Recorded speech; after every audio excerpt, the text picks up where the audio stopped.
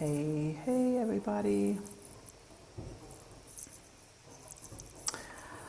How is everyone doing? How's everyone doing? Hi, my new life in Jesus. Hey, Michael. How are you? How are you? You are the first one here. Welcome. Tonight is going to be, I hope, interactive. I'm really looking forward to getting some perspective. My title for tonight's live is exactly me in wonderment about all the crazy things that are happening in the North. I'm not really into the politics and things, but it really does concern me, and I am here tonight, and I hope that you all will give me your 2 cents worth in the chat. Let's talk about this tonight because, to be honest with you, I'm concerned. I'm very concerned, not just for my loved ones, but also for the rest of the world, including Mexico. And, I don't know that just saying, oh, leave the U.S. and come to Mexico or move to another country is the solution necessarily. We don't know long term how things are going to kind of get thrown around, but I just kind of feel the need to have this conversation and get input. So I wanted to let's talk about it. I normally kind of am the one talking at you, or I have a guest or something like that, but I honestly feeling the burden of the North and just the things.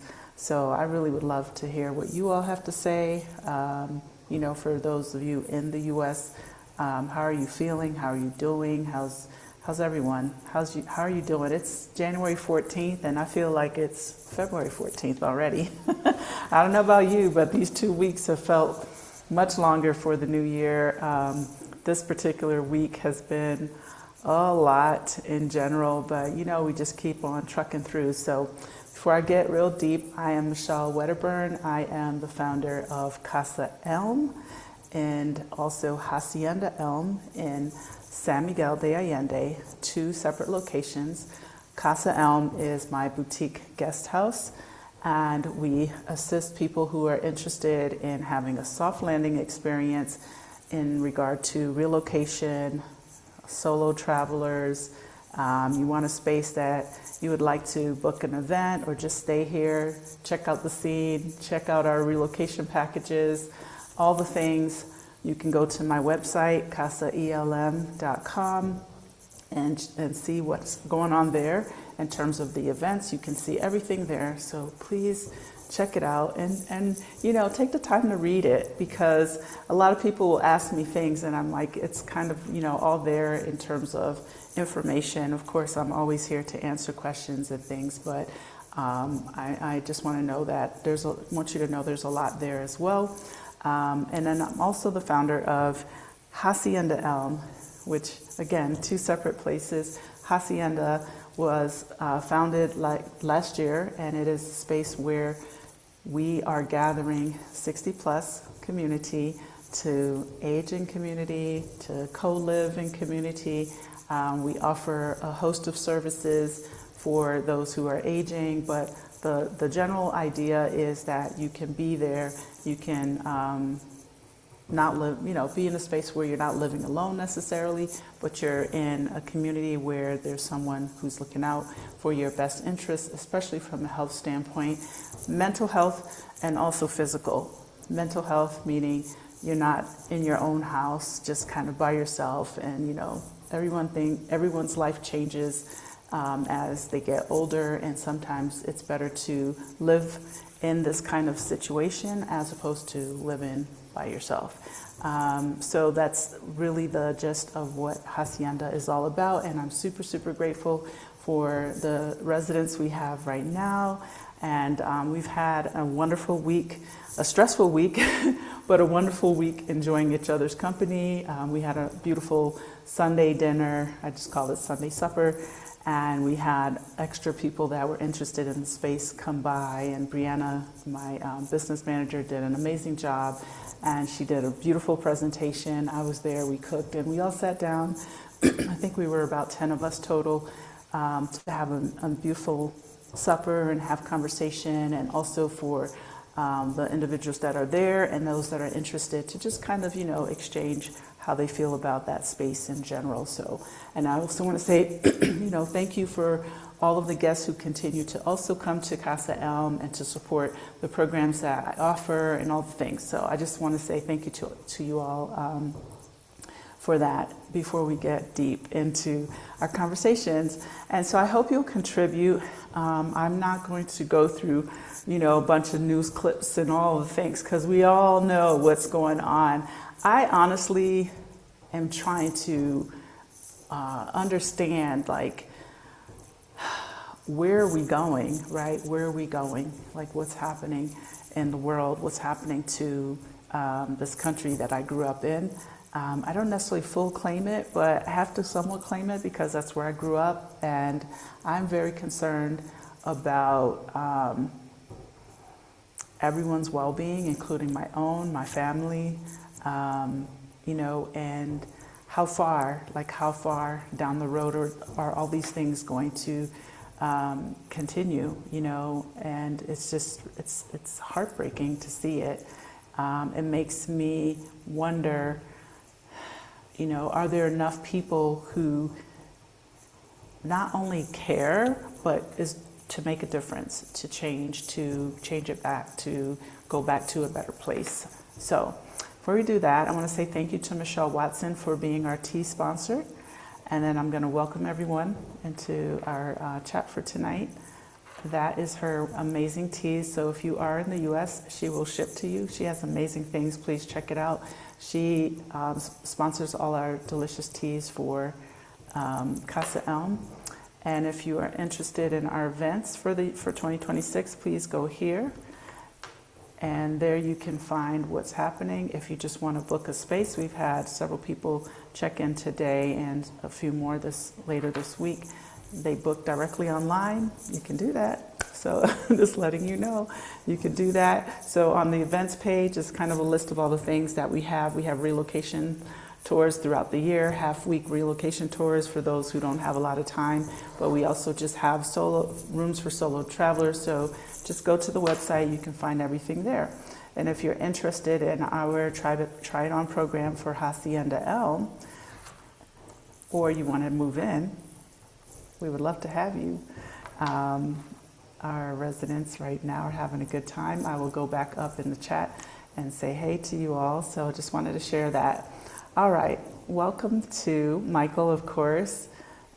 He is our resident photographer, videographer. I mean, if you've seen anything on the Facebook pages and a few things that I posted on Instagram pages, those were from his amazing camera. I have camera envy right now on his cell phone. And just, the angles that he's capturing from his point of view about San Miguel, Hacienda, just really beautiful. So I'm going to continue posting more, so look out for those. Hi, Khadija, welcome. Can't wait to see you in person. Hi, Kim, welcome. Hi, Ann, how are you? Hi, Fredessa, our other resident. Hey girl, hey. Yes. Yoga Plant Girl, hi, welcome. Hey sis, I stopped by to say Happy New Year. Thank you, gracias to me and Micah. Same to you as well. Dwayne, welcome as well. Buenas tardes. Hey Cheryl, welcome. Venus, hi, how are you? Yes, it is a mess up north, Michael, a big fat mess.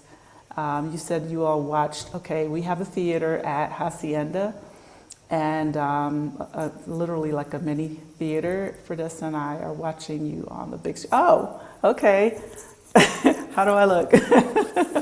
I love it. So they're watching me in there. That's interesting. Okay, take a shot so I can see just how cherry my smile is here.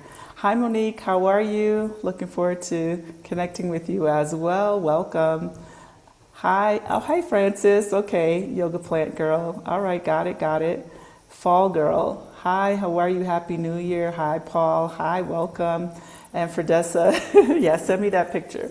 All right, let's jump into it. I have kind of like some things, and I'm sorry, I might curse a little bit tonight. And I'm just going to start with literally the title of like, what the fuck is going on in the North? I am so heartbroken about this incident last week, and that's kind of triggering for so many people. And what I realized is, and I've realized this a few times since I've lived in Mexico, that I'm going to go back a couple years. First of all, I moved to Mexico because I was very concerned about raising my son in the U.S., more so from a gun violence in schools standpoint. You all who followed me for a while, you know how I feel about that. I've used guns for just recreation, practice. At one point in Florida, I got a gun license, and you know, it's such a powerful instrument that kills people, right? And so for me, kind of feeling like I needed to be in a different place where we were less susceptible, okay? Because you're going to be susceptible to things no matter where we are. But being less susceptible was just the thing for me. And so therefore, Mexico was my choice, you know, and I know Mexico has a bad rap, and I know that it's also considered a very violent country. But I didn't feel a concern about that type of experience in the schools, because historically that's not something that they had to deal with, okay? That could change. Hopefully it doesn't. So moving away from this type of environment for me was key, all right? And then just fast forward to seeing all these different things, disconnecting from US media and all the things. But when I lived in the US, like I was so nervous about going to places, going to a theater, going to a grocery store. I kind of just felt myself on edge quite a bit, and I stopped kind of going to things like 4th of July celebrations and things like this. And, you know, especially after I had my son, I think just, you know, the motherly instincts, I'm sure fatherly instincts kick in, and we're a little bit more, you know, cautious. Now, fast forward to, I live now in Mexico, and I remember going to Florida during COVID when they had the elections at that time, and it was like November 6th, right? Quite a few years ago. This was right the elections after the first term that you know, your current president was in. And I just remember just like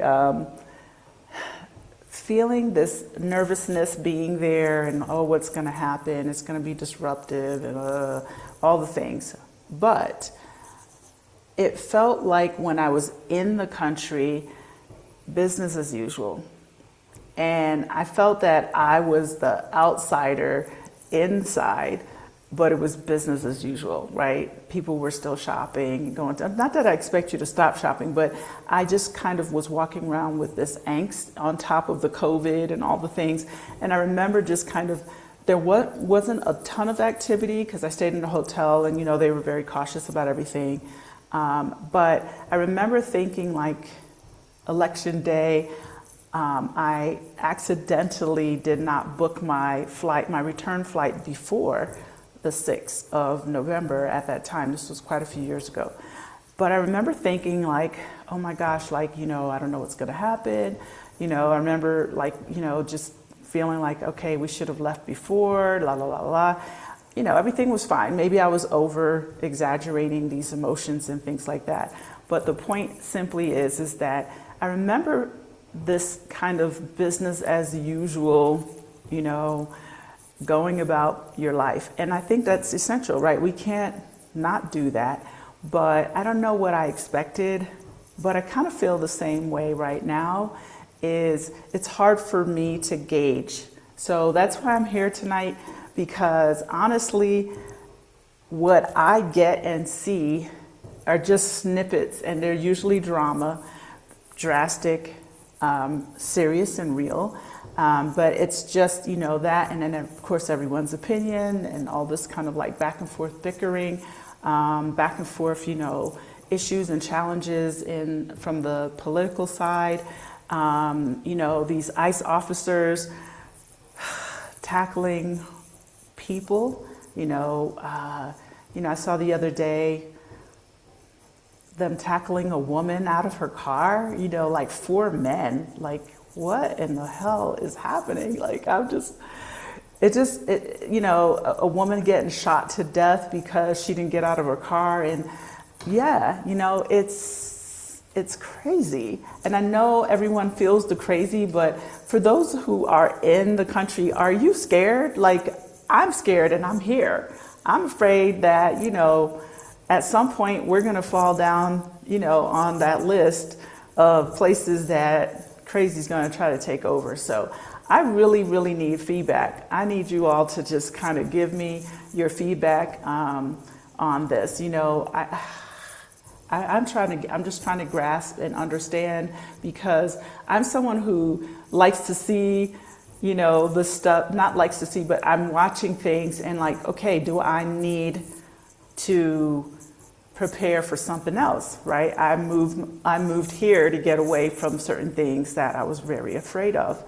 And now I'm just like, do I need to consider something else? I'm not planning on going anywhere, but we're not living in a world that we're used to. How do you all feel about it? I'm going to continue. Welcome. Hey, Rhonda, how are you? Good to see you as well. I mean, not see you, but to see you here. Khadijah saying, hey, lady, to Monique. Whiskey Tango Foxtrot. Let's see. Yeah, the country is falling apart. Welcome to CMSG. I'm at a crossroad right now in the moment, trapped in the United States. It is dark. So, please, daily carrying my passport card every day in my wallet. We're living things that we've seen in film, right?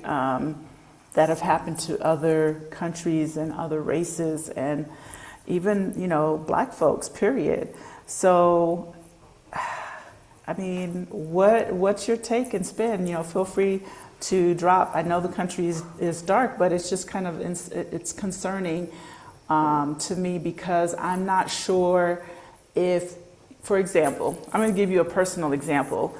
I talked to my mom, and I don't necessarily say, are you worried? Are you concerned? She hasn't really expressed anything other than, this is crazy, this is crazy. But she's going on about her business, okay? Not that I expect her to do anything different, and I don't, dwell on it, but I'm just kind of wondering how, for example, I think of my brothers, they haven't said anything specific to me like, man, I'm afraid to go out on the streets, or I'm afraid to move, or whatever. People I know come and go, like when you're traveling, are you concerned about leaving and coming back into the country if you maybe were not originally born in the United States? Just things like that. I know that that's a concern for myself.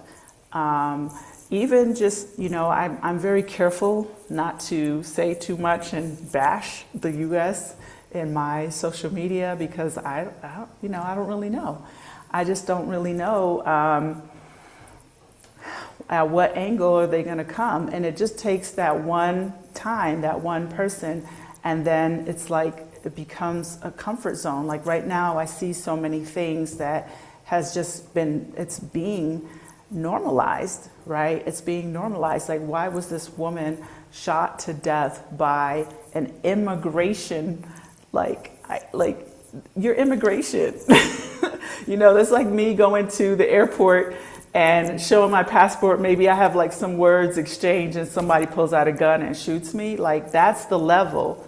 So it's just crazy to me, or if I was going to get a passport, they have a U.S. embassy here, and I go in and, there's maybe some heated, discussion, and then that person has the right to kill me. What's going on? Seriously, what's going on? You live in New York and know you're not afraid. Okay, all right. I see New York out there marching those streets. Yeah, if that's the feeling, I'm not going to combat any of it. It's just like I said, I'm trying to get some clarity tonight because of the things that I see, and it's hard to gauge because most of it, it's not necessarily the full picture. I don't watch the news. If I go looking for the news, I can find some things. Michael, for me, I've decided not to live in fear of things we can't control. Yeah, that's a good way too. We have to walk in faith as well. I'm not necessarily living in fear. I'm just wondering what other people feel. What are the concerns?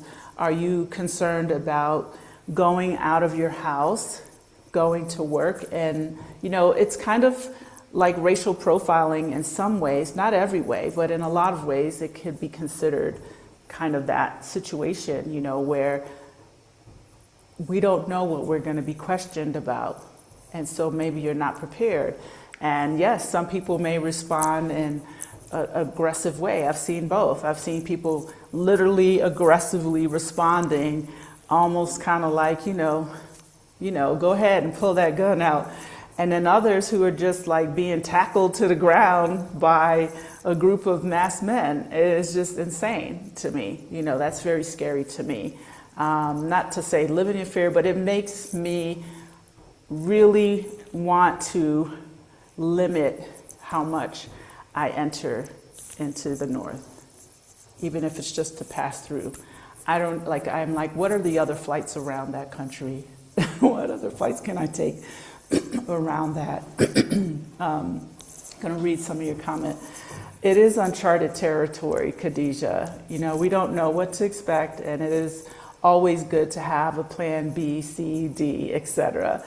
Yeah, but what does that look like for a lot of people? Not everyone can maybe pick up and leave for multiple reasons. I know there's been more of an influx of people leaving and moving, more of an uptick of folks who are living in the U.S. For example, I have a woman who arrived today, and she said she retired a few years ago, but she said it's time for me to go. She's planning on moving here in a few weeks.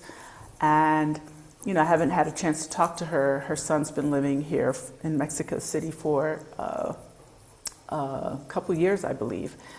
And I just, I'm trying to see where people are coming from. What's the vibe? Plans, putting the plan in place, I think, is essential. It does take time, but it is doable. And there are a lot of folks out there, myself included, who are basically helping people in ways to make those moves, but there's so much to it. And I always tell people, don't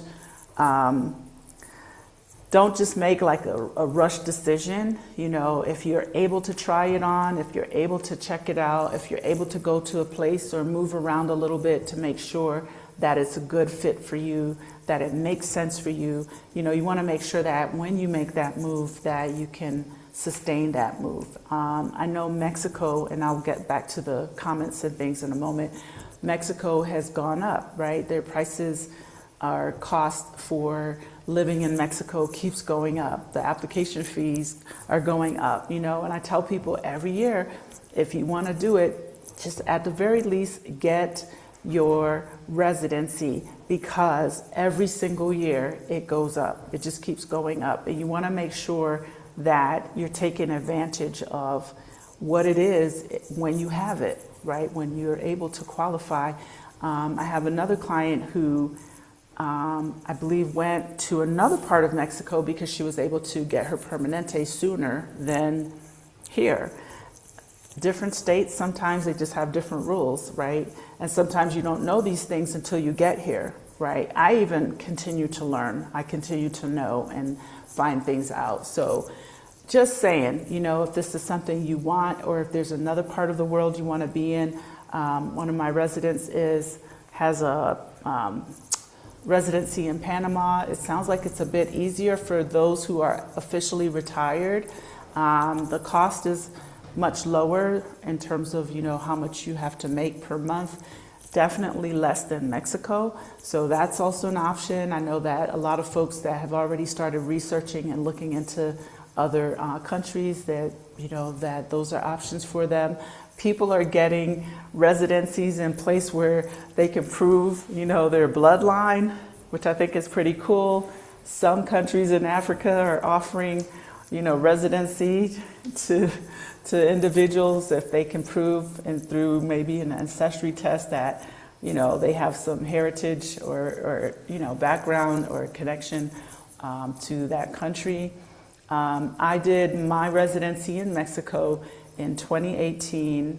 Well, I started the process in 2018, and at that time it was around $1,500 US dollars per person per month, and now it's over 4,000. Okay, it's going up.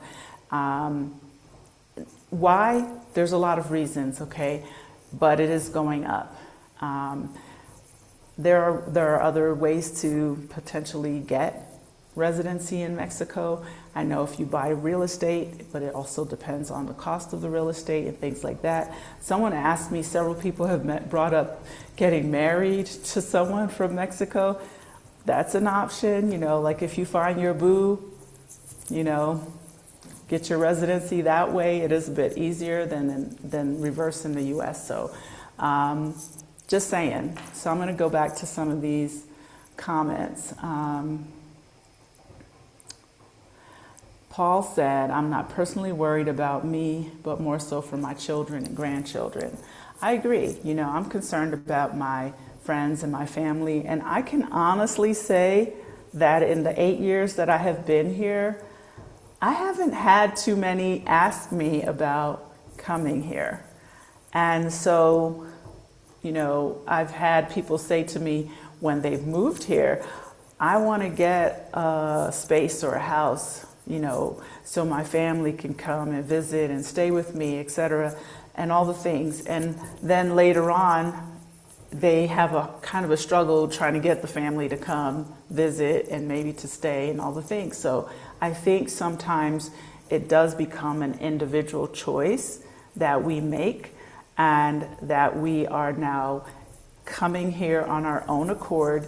We definitely want to make sure that our family and friends have a space if they need it to leave and be safer and come to Mexico, or just as visitors, right? You have space for them, you welcome them into your home, and you show them the beautiful, city that we live in here in San Miguel. I'm talking about San Miguel, or another part of Mexico, just to kind of, show people like, hey, Mexico has gotten a bad rap over the years, and it's also a beautiful place or a beautiful option.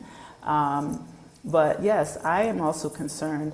I can say, though, I don't feel the same concern coming in the opposite direction in terms of, I feel like it comes down to, this is where they are, this is where they earn, and this is where they're comfortable, and I get it. And I respect it. I really, really do. I've never tried to twist anyone in my family's arm to come to Mexico. I talk about Mexico. They know I love it here. They've come to visit me. They also have enjoyed their stay, but they're not like, hey, how can we get there? Michelle, can we have a consultation with you? They're just, doing their thing. And I get it. I respect it. So again, like I said, I'm on the outside looking in. Eric, welcome. I believe you should be prepared to leave Mexico or Colombia, because he does have some plans for those places, and I agree. And, where to?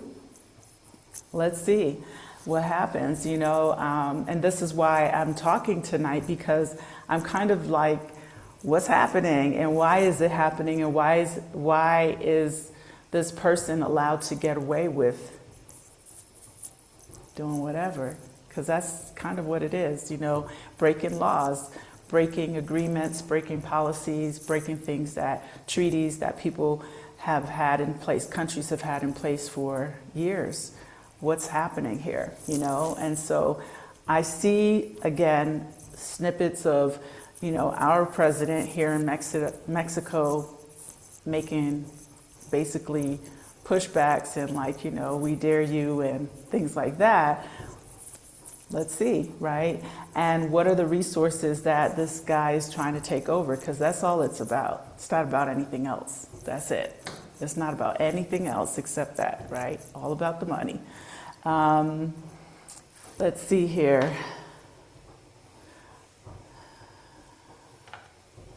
Eric, okay, I see that. And Paul, I would love to move them out of possible harm's way, but the unrest is spreading globally. I agree. You know, the U.S. is the core of the unrest, and it's definitely spreading. I agree with that. Welcome, the Jasmine. Thank you for providing the space for community. I just had a conversation with my adult daughter regarding my feelings and hers. I am heading to SMA again this month, okay, to look forward to meeting you too. I hope that you'll be here for our Black History Month event, which is happening on February the 7th, not quite January, but yeah. But yes, it's my pleasure to always do the community thing. That is one of my passions here, is bringing people together as much as possible so that you feel integrated into life in San Miguel, even if you're just visiting. It really is a special place, and I really pray that it remains to be this in so many ways, you know, being able to integrate with each other. You know, some things came up this week. I'm probably not going to talk about them, but, you know, I want people to know that Casa Elm and Hacienda Elm has always been open to everyone, okay? I've said this before, I'm a Black woman who represents the Black female who has a business in Mexico, a brown country, more or less. And a lot of people come here, a lot of women come here, Black women come to my space because of me. And when I say me, because this is relatable to them. But I've always had an open door to everyone. You know, I have my business group, Casa Elm, Hacienda Elm, and I also have a Black community group because those are safe spaces at times for us to communicate over there. And, you know, it's not something where, you know, Casa Elm is only for Black folks. No, it's not. It's always been open. I've had a slew of a bunch of different demographics that have been here. And so I just kind of felt sometimes the need to say that, because every now and then someone will come and ask me, you know, am I welcome to come to Casa? And I'm like, yes, absolutely. And it's a small town, so there's a lot of, you know, in talking that happens here. And every now and then I'll have a client or a person I know that will come back and say something to me. And I just honestly don't spend time on it because it's the nature of things. What is important to me is to keep providing spaces for people to be in community and to have conversations, even sometimes tough conversations, but with intentions of supporting each other and being as kind as possible. You know, I mean, we may come from different backgrounds and we may have differences and things like that, but it's important that we are kind about it. You know, I had a meeting last week with my staff, and, you know, we were having like these conversations, and I told them at the end of the day, let's be kind to each other, right? Because kindness begets the same, right? You bring fire, you're gonna get fire. You bring me fire, you're gonna get a lot of fire. Bring me, you know, like kindness and logical conversation, I'm all about it, all right? So saying that, that's what community is. Community can't be community if we can't talk and communicate with each other. So it's my pleasure to be a part of bringing people together. Let's see here. What else do we have? Dwayne, I'm in Northern California, originally from Chicago. It depends on where you are in the US. Right now, Minnesota is grappling exactly with the DJT's retribution. Democratic states are in the DJT's crosshairs. Listen, this woman died. That's all I know. And it's not okay. It's not okay. I mean, she did not wake up that day thinking she was going to be shot to death, because I really don't understand the whole story, but whatever the story is, whatever the situation was, unjustified, just not justified. It's just, insane. That's it. And you know, the few clips that I see, it hurts me to my core, deep inside, you know, hearing the gunshots, hearing the things and the exchanges, and then after all the aftermath and things, and just the lack of care to get her, you know, a doctor. It's just crazy to me. We're functioning as savages, not we, but it's a savage move, right? This place is turning into savage. Okay. Don't live in fear, but it's exhausting to have our nervous system exactly in a constant state of heightened angst. That's how I feel when I see this. I'm kind of like, you know, I see stuff and I'm like, okay, you know. Of course, social media doesn't help because there's so much stuff, right? And depending on what you look at, you get more and more and more of the same things. But that's how I feel, is that we're in a constant state of angst. You know, our nervous system is off. My nervous system feels heightened because when I see what's happening in the world, I'm like, okay, it's just right here at my back door. You know, it's gonna trickle out and down because there's no drastic thing that's changing right now other than we're just getting piled on with more and more and more of the ridiculousness. And it's to a space where, you know, it just feels like people are kind of we're not giving up, because I see the marches and the protests, but just kind of like, what do we do, right? What do we do? Hi, Ann. I'm going about your everyday, not in fear, but the long-term effects of the stress, even if not directly affected, is affecting me, living in a country where terror has become normalized. Exactly. And that scares the crap and the bejesus out of me as well. Just even being, you know, going to visit, it scares me because I feel like I left, you know, a country that was not this. And going there, it feels very scary to me. It really does. Ferdessa, Florida's always had its share of craziness. That's true.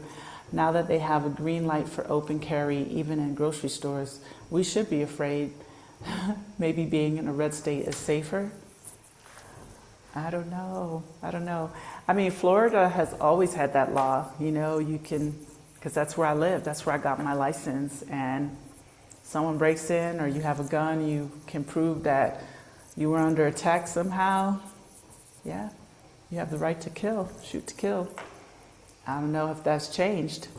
The Jasmine, walking in faith here in New York, I am more aware of where I'm driving upstate and have concerns about my employees, many from other countries. As a black man, it is challenging right now. I agree. Be careful out there. Don't think it can't happen to you. That's all I want to say is, you know, really be careful. You know, yeah, it's insane. CMS, sorry, got my glasses on, still struggling here.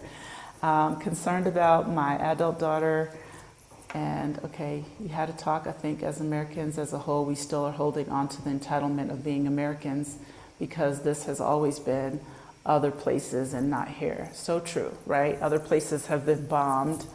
The U.S. has never been, you know, under that type of constant attack that we see in the news about the Middle East and all these other places, or, you know, a coup in a country, the banking system failing. Suddenly, you know, one day you have $100,000 and the next day you have $5 in your bank account. We have not experienced that, at least not in my lifetime. Of course, we experienced 9/11, you know, and I remember it very, very clearly. It was like a pin drop outside. I remember being afraid to leave my house, even well after afraid of airplanes flying overhead, right?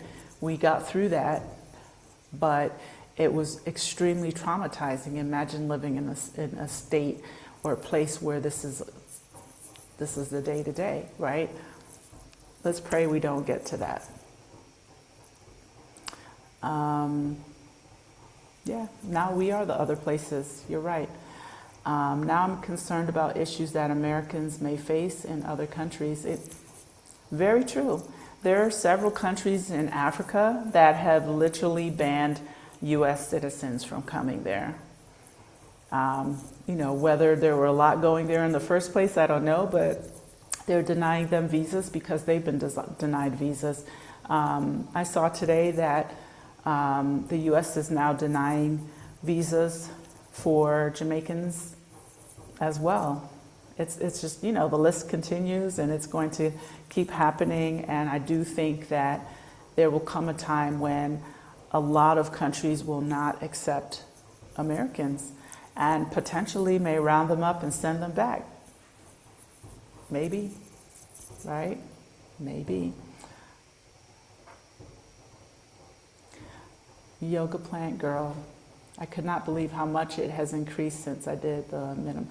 Your residency in 2023. I know, and that was just 3 years ago. Not even a full 3 years ago. So I agree. I'm not sure what the new numbers are for January, but what I do know is that the application costs that you pay to the government, I believe that went up 100%. So just as a number, this isn't the number, but if it was 200 US, it's now 400 US. In regard to the amount for the financials, I don't know that number, but I definitely need to get that, and we can talk about it. Let's see. Someone said he likes Switzerland, so maybe. I'm not sure what you mean by that. Sorry, I missed it. Yeah. Switzerland's a nice country. It's neutral. Paul, my family is vigilant. We as Black people have always been subjected to this kind of abuse. Being from Baltimore, it is not new, basically. The difference, I believe, is the acceptance and perpetuation from the U.S. It's right. You're right about that. I think that we've always had that level of looking around the shadows behind our back, getting pulled over, being treated a bit different, especially for Black men. We all know this to be true. We don't necessarily need to get deep into it, but we all know this to be true. I've had lots of friends who've been profiled, a lot of people that I know that have been pulled over, women and men, but a lot of men, especially in certain places in the United States. If you're driving in certain neighborhoods and you're driving a nice car or something, sometimes the fare is that you stole that car, even though you can show checks that you wrote for the payment on that car. I've heard all sorts of stories, and it's unfortunate that it's happened, but I feel like it's becoming more like everyone is being targeted, or a lot more, I should say everyone, a lot more people are being targeted.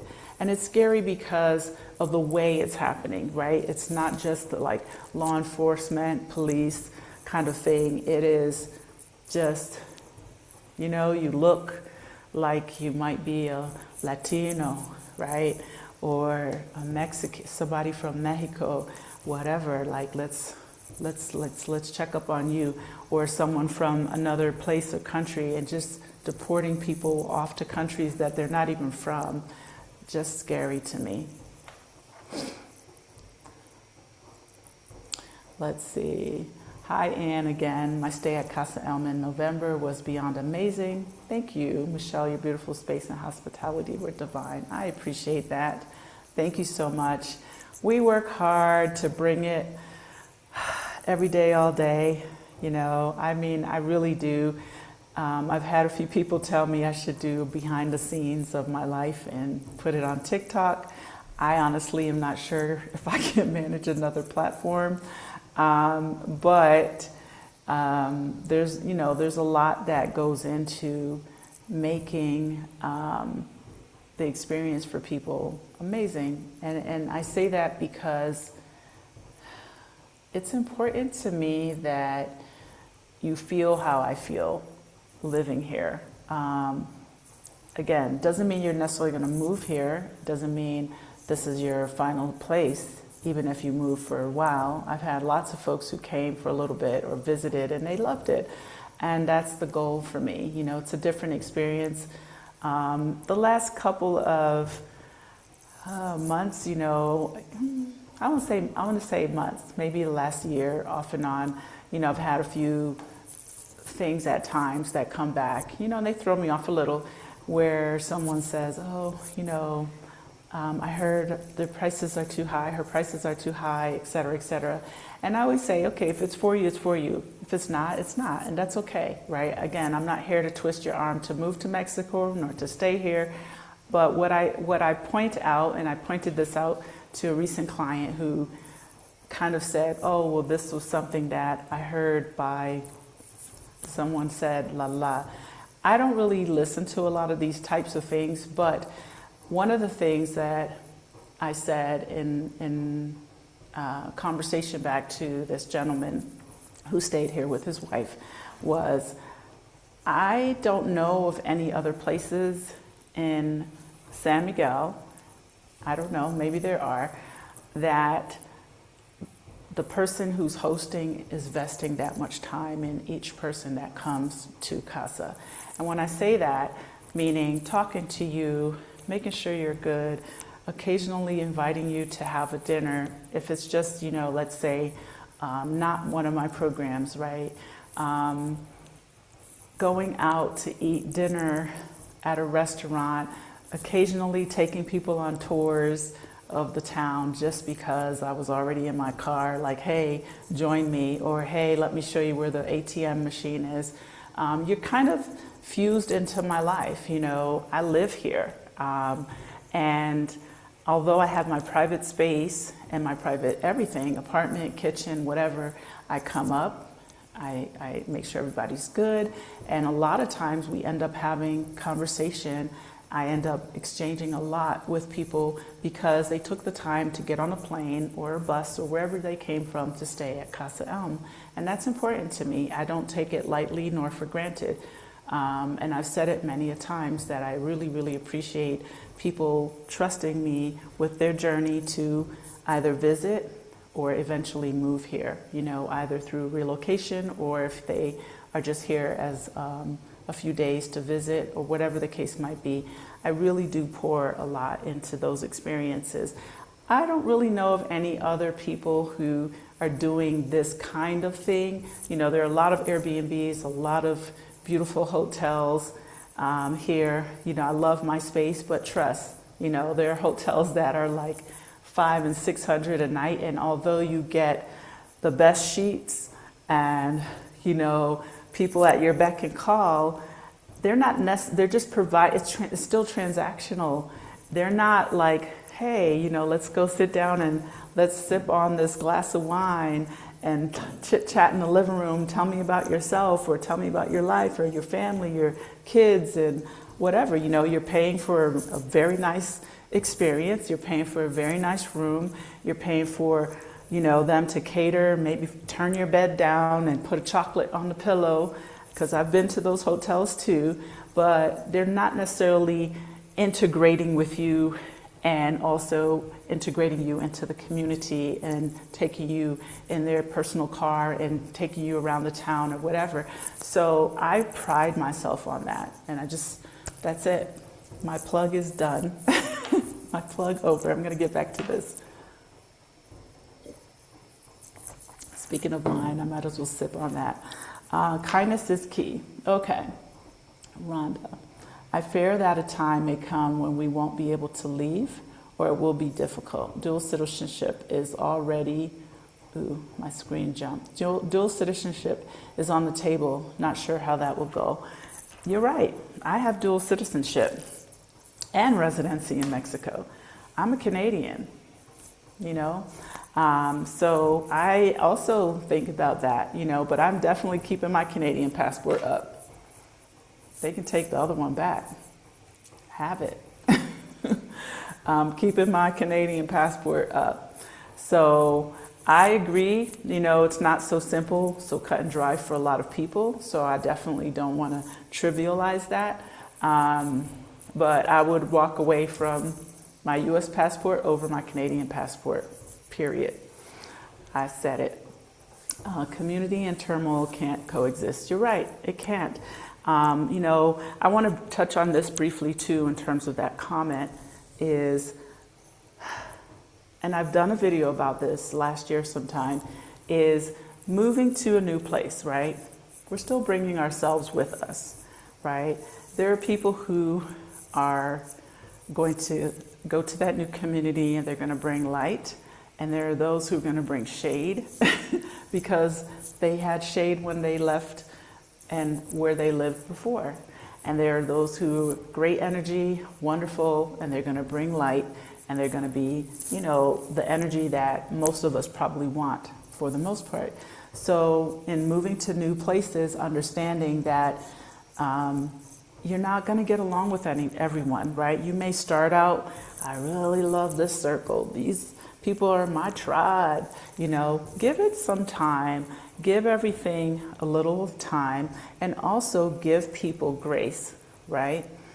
The way someone looks, sounds, what they say, or how they spoke to you or whatever is not the final determination of how they might feel about you, right? Sometimes we just don't understand each other, right?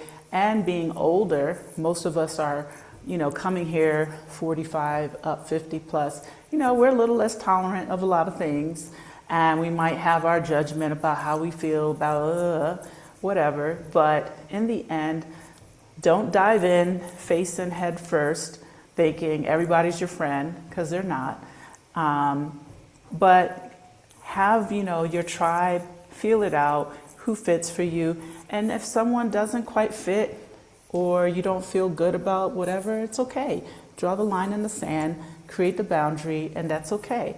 But understanding overall, we are all responsible for the effort that we put into relationships, right? Whether it's the relationships with our family, our children, friends, co-workers, it's the same thing, okay? It's very easy to meet and make friends in San Miguel. However, it doesn't take long for misunderstanding. There's honeymoon and then there's real life and reality, okay? So I tell people this a lot. You don't have to like everyone, I don't like everyone. I like that people come here, and I'm going to love on those folks.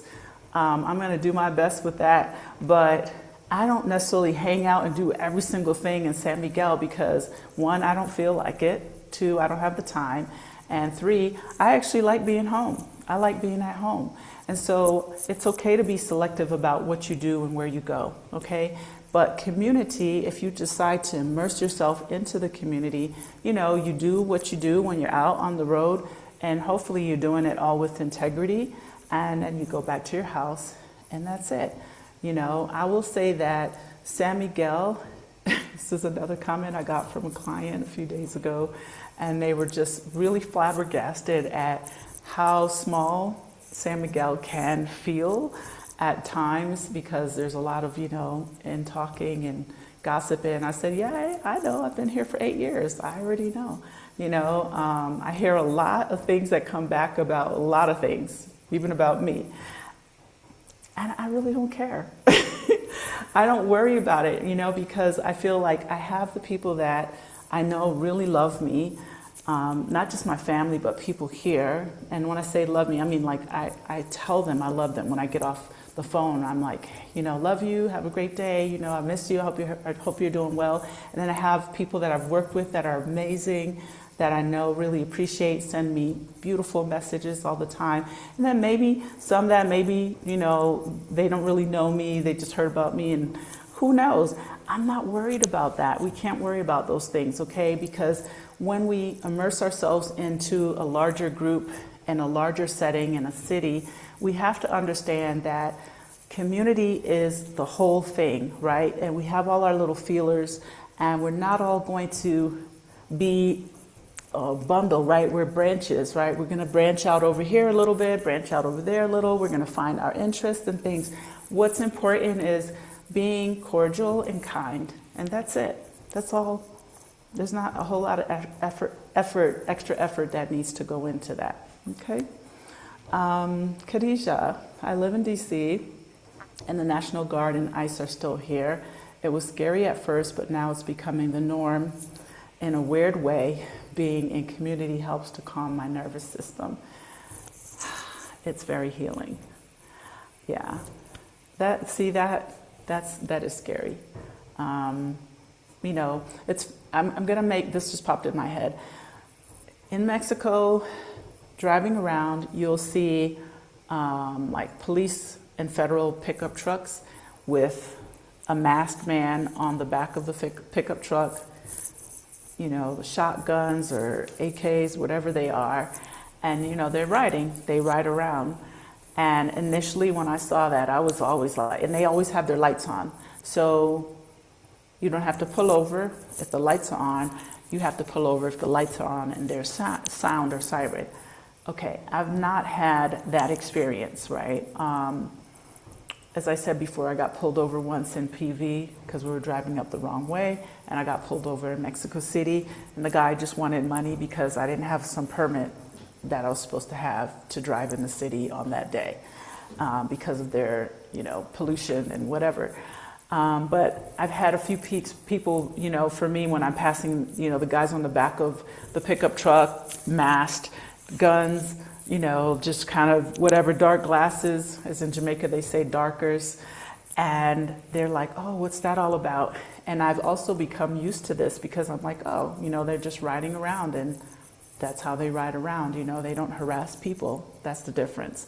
But I know that initial feeling of seeing it, being a part of that, and it is scary, you know.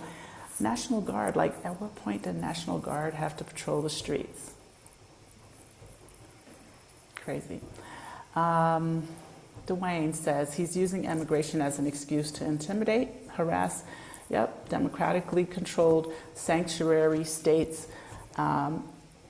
It's not about immigration, it's about intimidation and control. It is. And also testing the waters. How much can we get away with, you know, before people push back?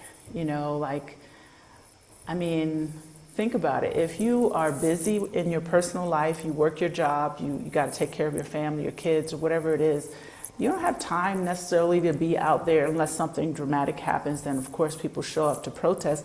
But you don't have time to, you know, push back every single day because we're all trying to survive, right? Most people are trying to survive. They don't have that kind of time to just be out there. So just this constant, like, you know, normalizing this craziness. So, yeah, I don't know what to say. I agree. I agree. Hi, Amina. Welcome. How are you? Hi, Diane. Did I miss you in here somewhere? I didn't see your name. I missed it. I'm sorry. At Lion, at Wying, at Ying. Sorry. You were just in SMA in November. Loved it. Miss it now. Back on the other side of the border. Yeah, SMA is special. It really is. You know, it's unlike most places I've been to, visited in the world. Very special. It's a very warm place. But I would say culturally that Mexico is culturally a warm country. The people are really more helpful than I think people anticipate. I think, you know, we come with a lot of fear and concerns and a lot of things, but I think, you know, the challenge that comes up sometimes is because it has such a sordid history, even past and current, you know, between us seeing so many scripts about the cartels and the narcos and the drug lords and all the things and kidnappings. Okay, again, I'm not gonna act like none of those things have happened, but we're not in the movies, right? This is real life, and that's not something that we experience just, you know, randomly every single day. A lot of times those are very targeted things that are very targeted groups or targeted, you know, people and families and issues and things like that. What I don't like is when, again, I am not in the US, I don't live there, and I realize now just how much that's subliminally written into everyday life in the United States. And of course, there are plenty of other countries around the world watching these movies and watching these series and all the things. And every time there's something to do with, a drug of some sort, it's always Mexico or the Colombians, right? And it's all written into these scripts, and it's like normalized that we should be afraid of Mexicans. And I just feel like it's a big picture brainwash, right? Again, those are my opinions because I live here. I see how hard the average normal person works, how hard they work even towards getting their degrees and things like that. I have a lady who is currently helping me at Hacienda, and she is going to be finished with her doctorate degree in the summer, but she said to me, I'm not working. I need a job. And I said, okay, I'm looking for a live-in. I like that she spoke some English. She's asked really smart questions, and I just like her, and so she's now working with us. And I literally kind of thought to myself, here's someone who has pursued, upper education, and if she were placed in a place somewhere, maybe even in the US, she would be judged, without really knowing who she is. And I feel like that's the problem. We're so used to judging things based on where people come from, and we don't really know much about those individuals, and we're not taking the time, and we're just clumping everybody in categories because of something we saw. This is kind of funny, but there's a gentleman on Instagram. Don't know how he came up on my stuff, but he does like these videos or little clips where he is doing kind of reverse things that happen to probably mostly black men, where he walks by people like, I'm going to say Caucasians or people of other races, and as he walks by, he's like clutching his bag, right? As a black man, he's like clutching his purse or his shopping bag, or he goes into a store and he starts, asking them, treating them like they work there and asking them questions. And of course, it's his thing. He's doing whatever, and it's called like, I'm trying to see something. But, it's just kind of interesting because when we see all these Hollywood movies and scripts and things like that, where here we are presented this way all the time, right? Black people are going to try to rob you or break in your house or whatever, and there are a lot of educated people that are not living that way. And it's just scary because people are living in the fear up here and not necessarily reality. And again, putting us in like these scenarios where our perceptions are wrong, right?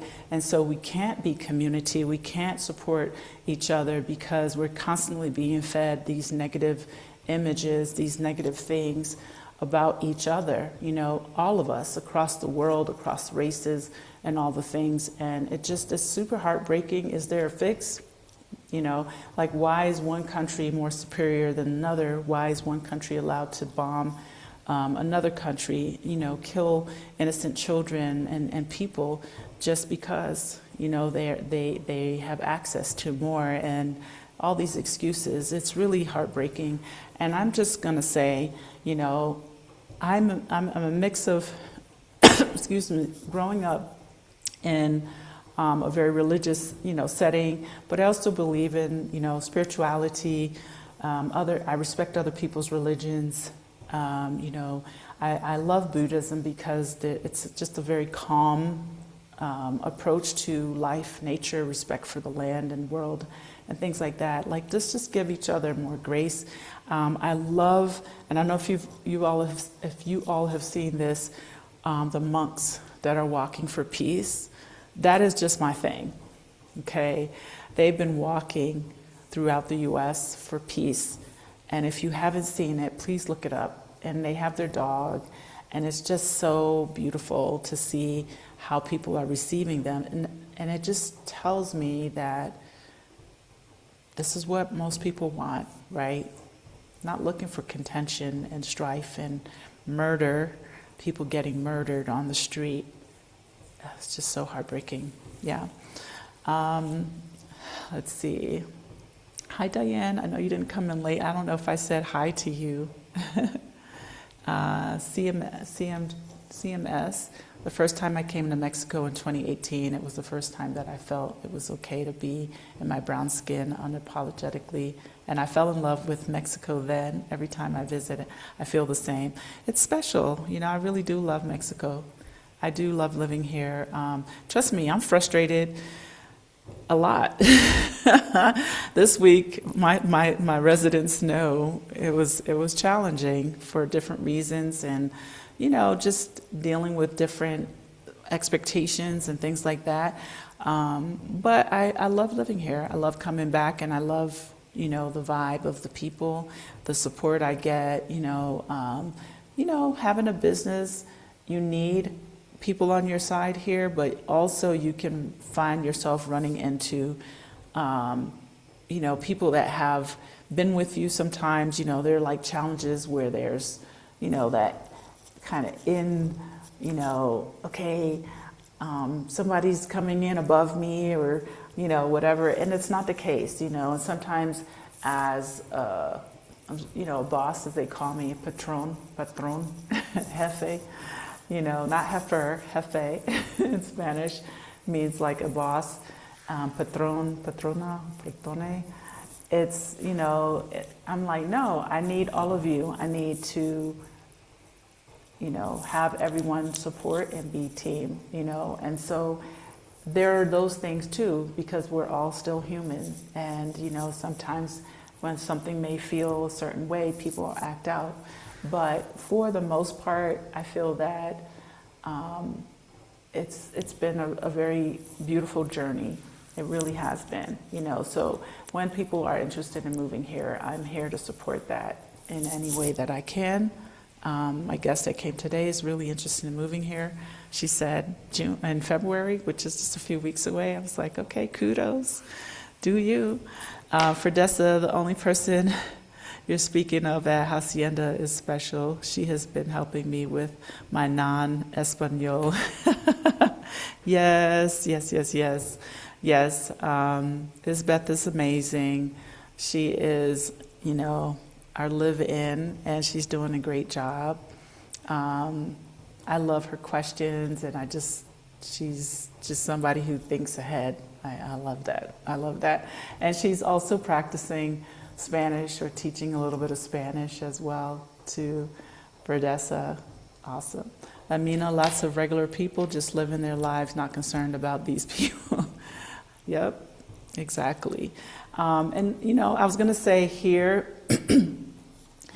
depending on the level, and I feel like I kind of said this last week maybe, or the other day, but you know, there are a lot of people on a like more, let's say a more domestic level, that are not really in tune with what's going on in the North. You know, they don't know about all the, you know, Mexicans that are being deported and, you know, mistreated per se. Not to say that it's not in the news, but they're not maybe tapped in. You know, they don't all have cable coming into their house and whatever. They might listen to the radio. A lot of times they may be just watching things on YouTube, because I kind of observe, you know, the people that help me, what their things are. You know, maybe I'll say, hey, did you hear about, you know, none the wiser.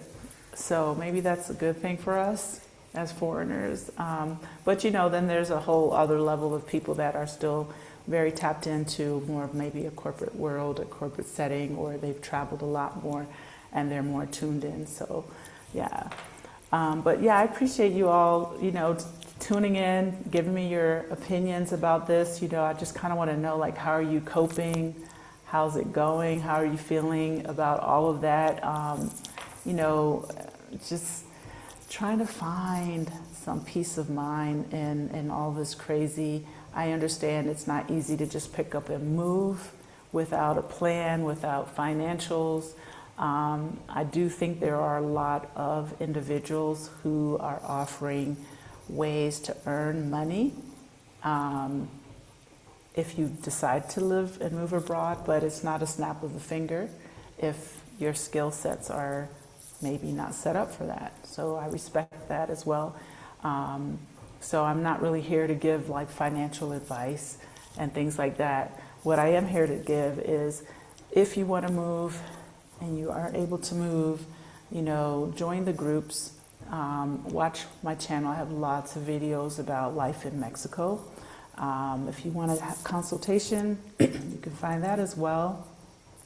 If you just want to come and see if it's right for you, I have a total of 10 spaces that you can come and just say, okay, I'm going to kick back, whether it's Hacienda for a month, or try it on, or Casa, you can stay longer, all the things, to see if it's a good fit for you.